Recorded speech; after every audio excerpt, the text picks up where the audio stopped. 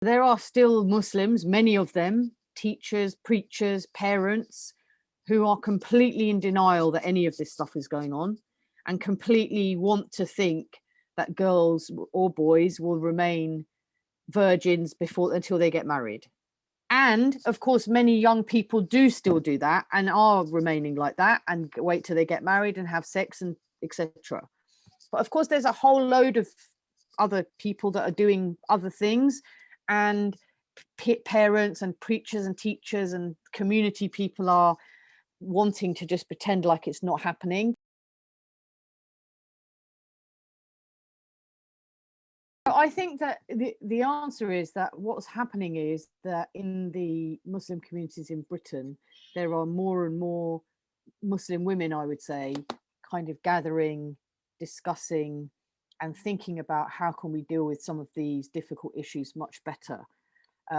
Because I think it will be women that will have their ear to the ground more in terms of the reality. It's one thing to talk about the utopia of Islam and, you know, sex within marriage and all of that, but anybody who works with young people or even has their own young kids or knows the reality is just not like that. I mean, the reality is not like that. So the challenge, of course, is if you then make those young people feel ostracized and that they're, you know, sinning and all of that, and that's the only kind of narrative, they just all keep quiet and everything goes underground, and that then gives abusers and people like this, perpetrators of this kind of stuff, more space to do it because they know that the girls just can't speak about it. So I think that there's not enough that's been done so far.